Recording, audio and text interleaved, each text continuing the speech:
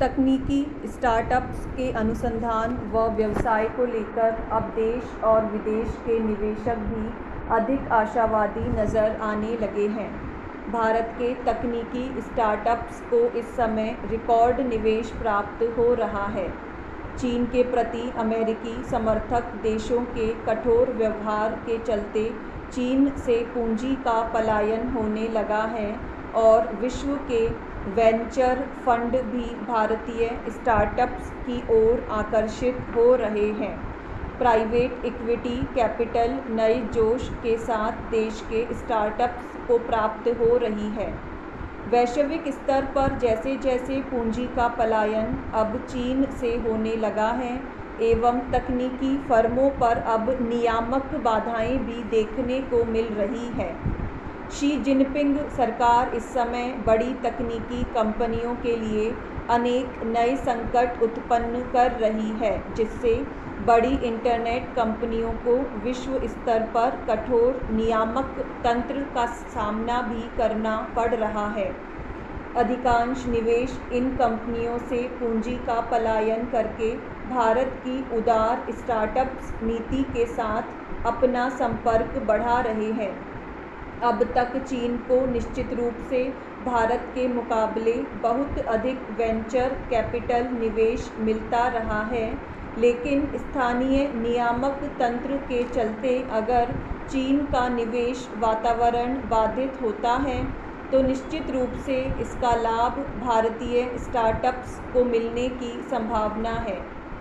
Online education platform ने भी कहा है कि भारत के समक्ष इस समय बृहत्तर निवेश का अवसर मौजूद है। इस स्टार्टअप का मूल्यांकन ही 4 गुना बढ़कर $3.2 बिलियन के स्तर पर आ गया है।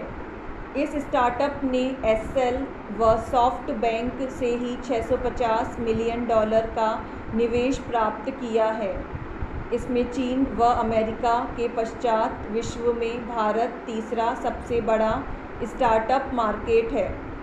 अब तक भारत में ही 25 नए सौदे संभव हो गए हैं, जिनका मूल्य $1 बिलियन के लगभग है। अब तक स्टार्टअप सौदों के माध्यम से भारतीय स्टार्टअप्स को $20.70 बिलियन का निवेश प्राप्त हो चुका है। अब तक यह राशि अगस्त तक 583 सौदों के माध्यम से प्राप्त हुई है। इसके विपरीत वर्ष 2020 के दौरान केवल $11.1 बिलियन का निवेश ही पूरे वर्ष के दौरान भारतीय स्टार्टअप्स को प्राप्त हुआ था। इसमें कोई दो राय नहीं है कि विश्व में अमेरिका व चीन ही स्टार्टअप निवेश का प्रमुख रूप से नेतृत्व करते रहे हैं, लेकिन चीन से पूंजी के पलायन व भारत में तकनीकी ज्ञान के विकास व देश में व्यापक संभावनाओं को देखते हुए भारत विश्व का प्रमुख स्टार्टअप निवेश केंद्र बन सकता है और तेजी के साथ धरातल पर यह निवेश देखने को भी मिल रहा है। सभी निवेशकों को भी यह उम्मीद है कि भारत सरकार की उदार निवेश नीति भविष्य में भी जारी रहेगी और भारत चीन से सबक लेकर देश में स्टार्टअप निवेश को और अधिक प्रोत्साहित भी करने का सतत प्रयास जारी रखेगा। विदेशी निवेशक भारत की सूचना प्रौद्योगिकी क्षेत्र की स्टार्टअप कंपनियों को लेकर बहुत अधिक आशावादी है। जीजीबी कैपिटल ने भी अपनी एक रिपोर्ट में इस आशय की संभावना व्यक्त की है। इसके प्रवर्तक ने भारत के उड़ान, वेदांतु, रूपीक जैसे स्टार्टअप्स के साथ महत्वपूर्ण सहयोग भी किया है। वर्ष 2021 के दौरान देश के 22 स्टार्टअप्स यूनिकॉर्न की श्रेणी अर्जित कर चुके हैं और यह बहुत ही उचित समय है जब देश के स्टार्टअप घरेलू बाज़ार के साथ विश्व बाज़ार से भी निवेश प्राप्त कर सकते हैं और विश्व के अनेक वेंचर कैपिटल व प्राइवेट इक्विटी फंड भारतीय स्टार्टअप्स की ओर बहुत आशा से देख रहे हैं। आने वाले समय में और अधिक स्टार्टअप्स का सार्वजनिक निर्गम के क्षेत्र भी पूंजी बाजार में प्रवेश हो सकता है। ज़ोमैटो की सफलता ने इसके लिए नए अवसरों का निर्माण अवश्य कर लिया है। भारत के तकनीकी स्टार्टअप्स तो घरेलू बाजार के साथ विश्व बाजार में भी सूचीबद्ध हो सकते हैं। उनमें यह क्षमता है और जो विश्वास वेंचर कैपिटल व प्राइवेट पूंजी ने प्रदर्शित किया है वह नई संरचना व आशा का संकेत देता है।